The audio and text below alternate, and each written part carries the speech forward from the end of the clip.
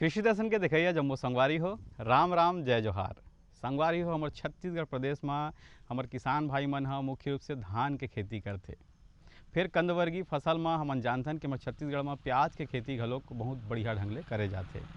और संगवारी हो, हमारे कृषि दर्शन के माध्यम से हमन आप मन ला बता देथन कि अगर आप मन ला प्याज के खेती करना है तो वैज्ञानिक ढंग ले हम कैसन ढंग के प्याज के खेती करबो तो हमला अच्छा से अच्छा लाभ मिलही, हमारे किसान भाई मन ला अधिक से अधिक उपज मिलही।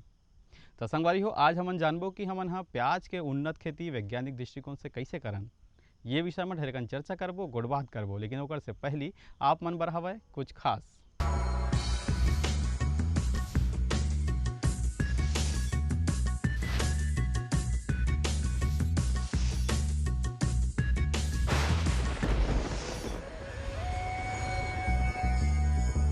जैसे किसान भाई हो हमन जब बीज के बात करथन तो हम बीज और दाना में बहुत बड़ अंतर है। हमन दाना जो भी प्रकार के फसल होते ओला दाना में जोड़थन, लेकिन वही ला जब हम बीज बोलथन तो जेमा अंकुरन क्षमता बहुत अच्छा रहा है, जो देखे में सुडोर रहा है, या लगभग एक प्रकार के आकार के रहा है। जब ये दाना ला हम चयन करथन बुआई के लिए तब एला हम बीज बोलथन। तो बीज जौन होते, कोई भी फसल के बीज जौन होते वो महत्वपूर्ण भाग होते। और बीज के गुणवत्ता और अच्छा बीज कोई भी फसल के उत्पादन के पहली नींव होते। जैसे घर बनाए बर नींव मजबूत होना चाहिए, वही प्रकार से अच्छा फसल उत्पादन बर बीज बहुत अच्छा होना आपके बहुत ज़्यादा जरूरी है। तो बीज अच्छा कैसे हो, एक लिए अगर घर के आप अच्छा दाना ला, एक प्रकार के अच्छा मजबूत दाना ला चयन करत हो तो बुआई के पहली जैसे धान के बात करत हन तो ओला फून लो आप मन कम से कम 2 बार फून लो। 2 बार फूनू तेमा कीड़ा बीमारी से प्रभावित और जतका और बदरा वगैरह धान जो मिले रही आपके बीज में वो अलग हो जाही। तो संगवारी हो, कार्यक्रम में एक बार फिर से आप मन के स्वागत है। और जैसे कि आज हमन गुड़ बात करबो, चर्चा करबो कि हमन प्याज के वैज्ञानिक खेती कैसन ढंग के करन। यही विषय हरे हमारे आज के। और ये विषय में गोठियाए बार आज हमारे संग में हवे डॉक्टर प्रवीण शर्मा जी, इंदिरा गांधी कृषि विश्वविद्यालय रायपुर ले। ओकर से हमन ढेरकन चर्चा करबो, गुड़ बात करबो। लेकिन सबले पहले हम यही जानबो कि हमारे छत्तीसगढ़ प्रदेश प्याज के खेती बर ओकर जलवायु के हिसाब से कैसन उपयुक्त हवय, कैसन ढंग के माटी होथे जेमा प्याज के खेती अच्छा से अच्छा हम कर सकथन। ये जम्मो गुड़ बात ला बतावत हवे, आओ सुनसन। आप लोगों को जानकारी है ही किसान भाइयों कि हमारा प्रदेश संपूर्ण भारतवर्ष में अपने धान की खेती के लिए बहुत ही अच्छी स्थिति में है और पहचाना जाता है। लेकिन आज समय की मांग है कि हमें नवीन फसलों को भी उसी तरह से अपनाना चाहिए जैसे कि हम धान की खेती करते रहे हैं। तो किसान भाइयों, जैसे कि हमारे छत्तीसगढ़ प्रदेश की बात है, ये इस विविधताओं से भरा हुआ प्रदेश है। हमारे संपूर्ण प्रदेश में हर तरह की फसल की भरपूर संभावना है। किसान भाइयों, भगवान ने हमें इतनी अच्छी मिट्टी, उतना ही अच्छा वातावरण, सब कुछ बहुत अच्छा प्रदान किया है। बस आवश्यकता है हम उसे सुचारू ढंग से अच्छे से खेती करें। तो किसान भाइयों, जहाँ तक कि प्याज की खेती का सवाल है, चाहे वो सरगुजा का पहाड़ी क्षेत्र हो, छत्तीसगढ़ का मैदानी क्षेत्र हो या बस्तर का पठारी क्षेत्र हो, सब जगह हम प्याज की खेती कर सकते हैं। जहाँ तक मिट्टी का सवाल है, जो भी कंदी फसलें होती हैं किसान भाइयों, उसमें हमें जहाँ तक हो सके भुरभुरी मिट्टी में करें तो ज़्यादा अच्छी उपज की संभावना रहती है। और इसके साथ साथ जहाँ तक मौसम का सवाल है किसान भाई, हम बड़े ही खुशकिस्मत हैं कि हमारे यहाँ सभी मौसम में, चाहे वो खरीफ का मौसम हो, रबी का मौसम हो या फिर ग्रीष्म हो, हर मौसम में हम प्याज की खेती कर सकते हैं। हाँ, जैसे कि आप लोग सुन रहे हैं खरीफ के मौसम में भी हम प्याज की खेती अब कर सकते हैं उन्नत तरीक़ों को अपनाकर। तो किसान भाइयों, हमारे प्रदेश में बहुत अच्छे से प्याज की खेती हो सकती है और आप लोग इसको बहुत अच्छे से करने का प्रयास करें। तो संगवारी हो, जैसे कि आप मन देखियो सुनियो कि हमारे छत्तीसगढ़ में हम प्याज के सुघ्घर खेती ला बहुत अच्छा ढंग ले कर सकथन।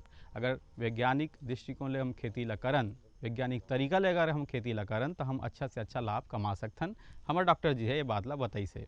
फिर आप मन जानते हो कि हमारे छत्तीसगढ़ प्रदेश में 3-4 प्रकार के प्याज होते। लाल प्याज होते, सफ़ेद प्याज होते, बड़े बड़े गोंदाला प्याज होते और संगवारी होकर संगे संग देसी प्याज घलोक होते। तो कैसन ढंग के क्षेत्र में हम लोग कौन कौन से प्रकार के प्याज के उपयोग ला करना चाहिए। तो संगवारी हो, आज जानबो कि कैसन ढंग के ओकर बोआई होना चाहिए, बोआई के का विधि होना चाहिए, कैसन ढंग के ओकर बीज होना चाहिए। देखथन ये विषय में काय कहा थे हमारे डॉक्टर साहब। जैसे किसान भाइयों जानते हैं, मिट्टी की तैयारी तो सबसे पहले आवश्यक है। अच्छी मिट्टी की तैयारी होगी तो फसल भी अच्छी होगी।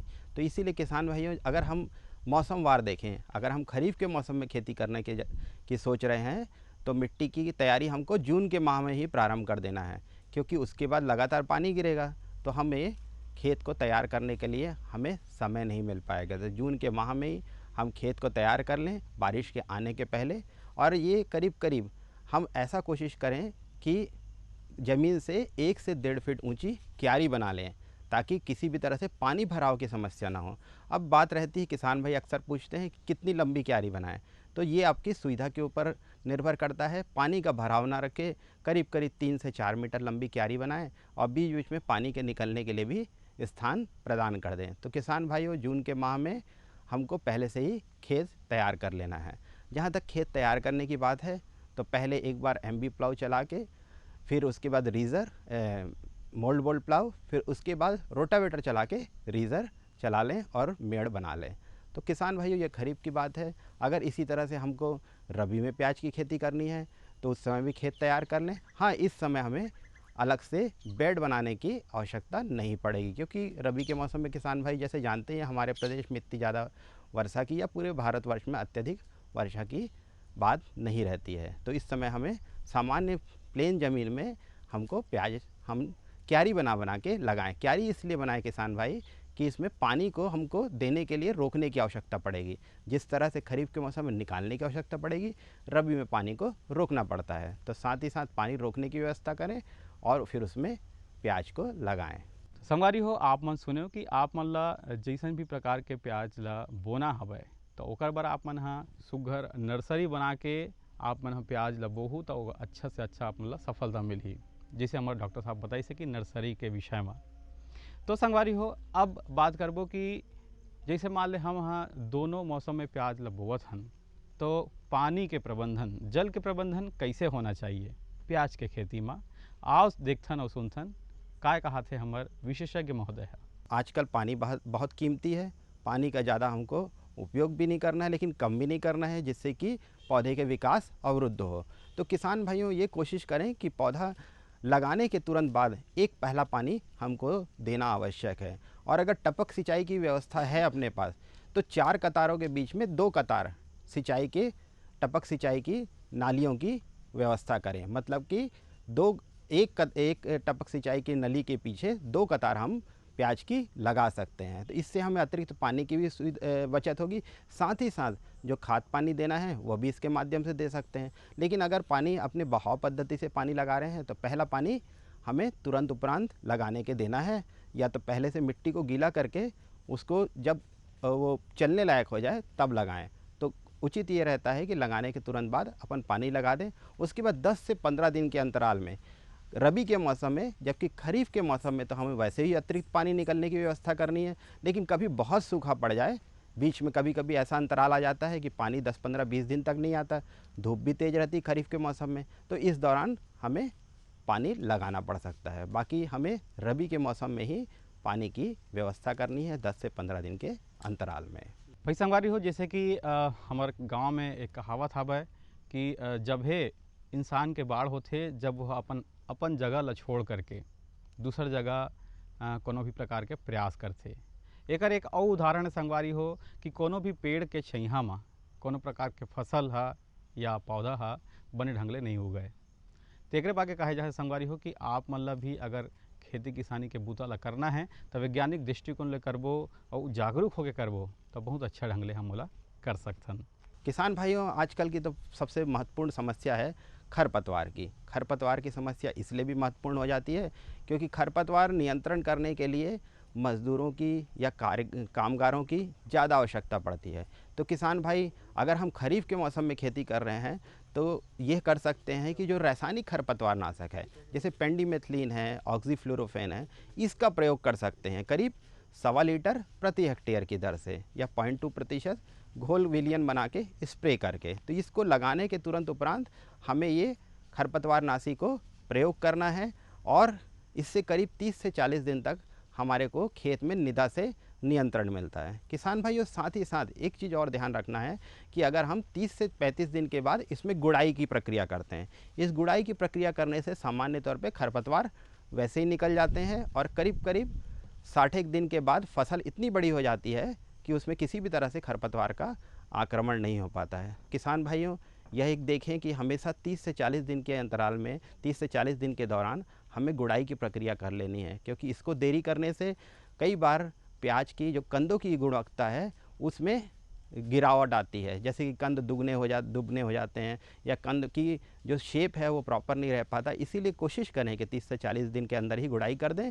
और जो खाद की मात्रा थी, करीब 75 किलो नत्रजन प्रति हेक्टेयर, 60 किलो फास्फोरस और 80 किलो पोटाश, ये करीब जो देना था, इसमें से जो नत्रजन की आधी मात्रा थी वो इसी गुड़ाई के दौरान हमें खेत में दे देना है। और इसकी गुड़ाई करने के बाद करीब 2 से 3 दिन के बाद हवा लग जाए खेत में मिट्टी को, फिर पानी लगा देना है। तो फिर खेत में जो हमारे पौधे हैं वो और लहलहा के बड़े हो जाएंगे और अच्छी उपज देंगे। तो संगवारी हो, ढेर कन चर्चा हो गए, गोट बात हो गए, अब बेरा हो गए एक ठन सुघर संदेश के। आओ देखथन और सुनथन ये संदेश ला। मेरे साथ बोलो, ए बी। अरे नादान, बच्चे को एबीसी सिखा रहा है। अरे काम धंधे की एबीसी तू कब सीखेगा? ये देख विज्ञापन। तेरे जैसे कृषि विज्ञान सीखे हुए युवाओं के लिए भारत सरकार के कृषि मंत्रालय ने एक योजना बनाई है, एसी एबीसी। जी हाँ, ACABC यानी एग्री क्लिनिक्स और एग्री बिजनेस सेंटर। इसके तहत कृषि विज्ञान पढ़े युवाओं का चयन होने पर उन्हें मुफ्त ट्रेनिंग दी जाती है और हाँ, अपना कारोबार चलाने के लिए बैंक से लोन भी मिलता है। इसके साथ ही अगर युवा अपने इलाके के किसानों की खुशहाली के लिए उन्हें खेती बाड़ी व अपने कारोबार से जुड़ी लाभदायक जानकारी देते रहेंगे तो उन्हें लोन पर 36 से 44% तक की सब्सिडी भी मिलेगी। तब तो मैं जरूर सीखूंगा काम धंधे की एबीसी। शाबाश, चलो अपनाएं स्वरोजगार, खेती में हो विकास अपार। सहकारिता के बल पर विकास के लिए उठे कदम, जन सहकार की ताकत लेकर आगे बढ़ते जाएं हम। जन जन ने इस क्रांति में है विश्वास जगाया, हम सब ने मिलकर विकास का परचम है फहराया। सहकारिता है अपने विकास की पहचान, नए दौर में सहकारिता ही भारत का अभिमान। कृषि मंत्रालय भारत सरकार द्वारा जनहित में जारी। गाँव गाँव और शहर शहर में बात चली, राष्ट्रीय बागवानी मिशन की लहर चली। आसान हुआ अब फल फूल मसाले उगाना, नर्सरी लगाना और जैविक खेती अपनाना। अब हुआ तकनीकी प्रशिक्षण पाना आसान, विपणन के लिए भी है सहायता के प्रावधान। अधिक जानकारी के लिए जिला बागवानी अधिकारी या राज्य बागवानी निदेशक से संपर्क करें। राष्ट्रीय बागवानी मिशन, जीवन संवारे, खुशियाँ फैलाए। और संगवारी हो, जैसे कि आप मन जानत हो कि प्याज तो खुद एक औषधि गुण लिए हुए फसल होते संगवारी हो, जेमा कीट पतंगा के प्रभाव हा कम होते, लेकिन फिर भी प्याज भाजी मन में हमर कंद में हमन हा कैसन ढंग के रोग राई लग सकते, ओकर बर हमन हा कैसन ढंग के ओकर नियंत्रण ला कर सकथन, ये जम्मो गोट बात ला हमर हर एक किसान भाई ला जानना ओतके ही जरूरी हवे। तो प्याज में कौन कौन से प्रकार के रोग राई लगथे और कौन कौन से बीमारी लगथे और ओला हम कैसे बचा सकथन, ओकर जागरूकता ओकर बर काय हवे, ये ला जानथन काय कहा थे डॉक्टर साहब।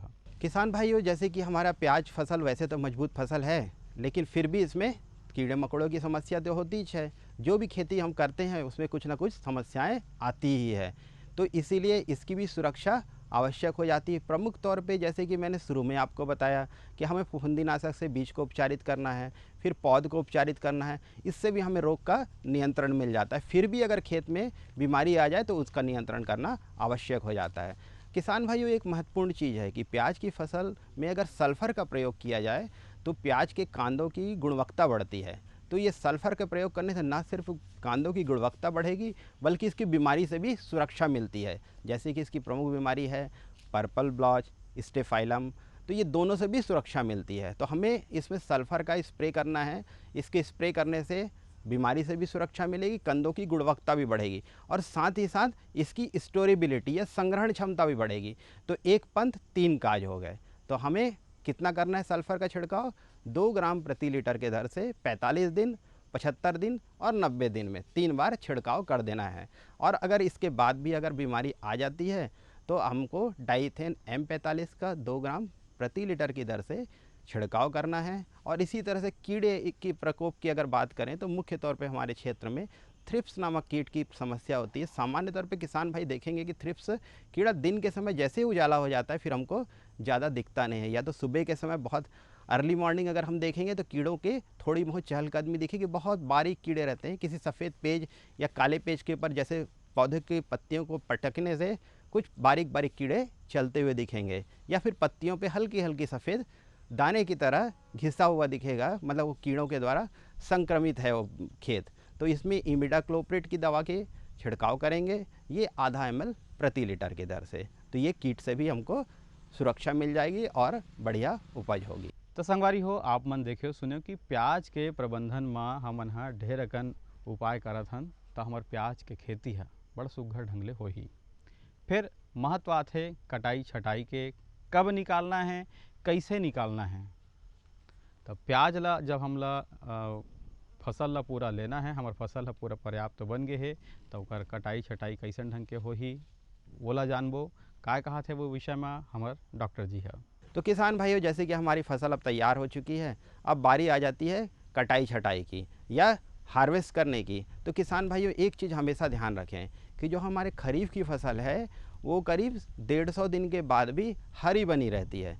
तो इसके लिए हमेशा ये ना देखते रहें कि ये सूख जाएगा ऊपर का भाग तो मैं इसको निकालूंगा। पहले से ही इसके गर्दन को मरोड़ के या पाटा चला के इसके ऊपर के भाग को तोड़ देते हैं। उसके बाद करीब 10 से 12 दिन खेत में पौधे को पड़े रहने दें। तो कांदा जो रहेगा उसका ऊपर का जो जिसको हम नेक पोर्शन कहते हैं वो बंद हो जाता है और इससे इसकी संग्रहण क्षमता और गुणवत्ता में इजाफा होता है। तो जैसे ही 10 से 12 दिन के बाद फिर इस कंदों को निकाल लें। जहाँ तक रबी के प्याज की बात है, रबी के प्याज करीब 120 से 130-40 दिन में पौधे ऊपर के जब सूखने लगते हैं तब कांदों को निकाल लिया जाता है।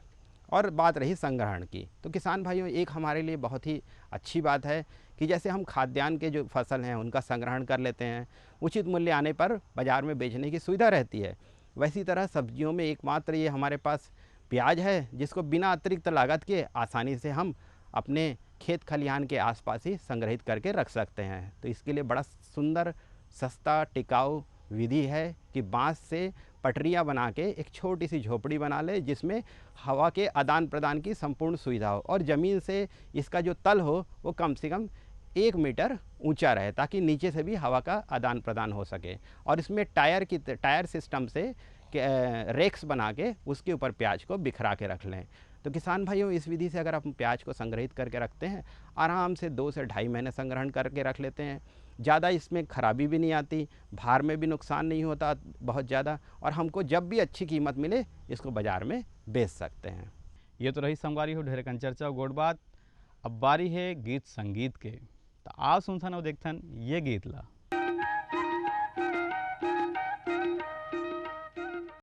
तोर मन कैसे लागे बाबा तापो भूमि में, तोर मन कैसे लागे, तोर मन कैसे लागे बाबा तापो भूमि में, तोर मन कैसे लागे।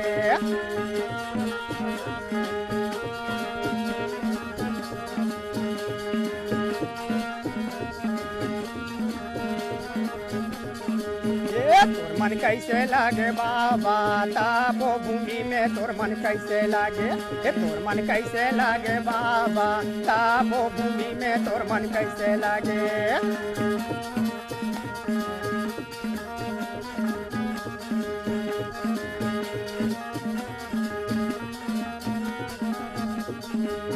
तोर मन कैसे लागे बाबा, तोर मन कैसे लागे,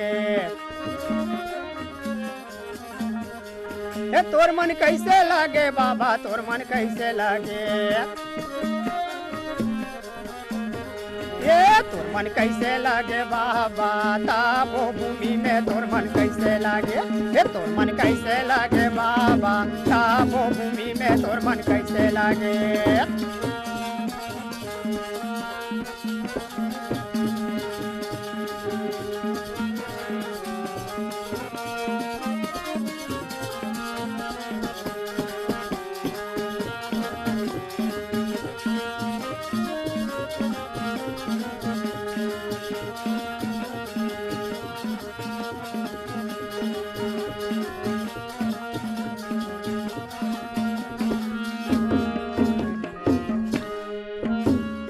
तापो भूमि में बाबक महिमा हावै भारी महिमा हावै भारी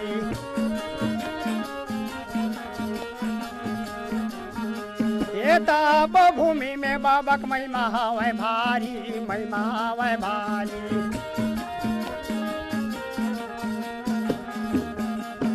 ये बघवा भालू हवो कर बने संगवारी बने संगवारी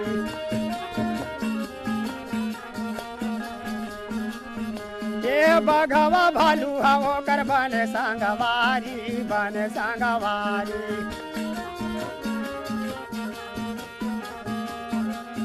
ये बने संगवारी बने संगवारी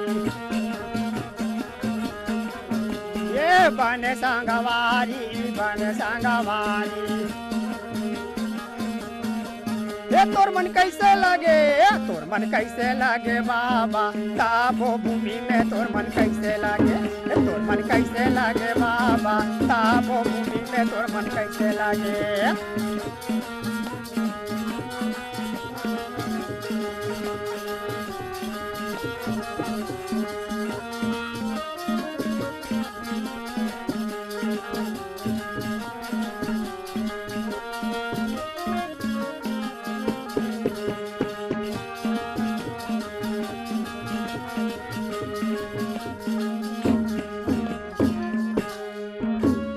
तापो भूमि में बाबक महिमा हावै भारी महिमा हावै भारी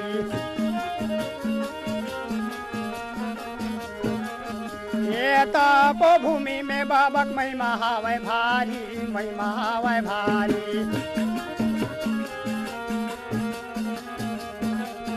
ये पत्थरा ऊपर हावै पाँव के निशानी पाँव के निशानी ये पत्थर ऊपर हावै पाँव के निशानी पाँव के निशानी ये पाँव के निशानी पाँव के निशानी ये पाँव के निशानी पाँव के निशानी ये तोर मन कैसे लागे तोर मन कैसे लागे बाबा तापो भूमि में तोर मन कैसे लागे तोर मन कैसे लागे बाबा तापो भूमि में तोर मन कैसे लागे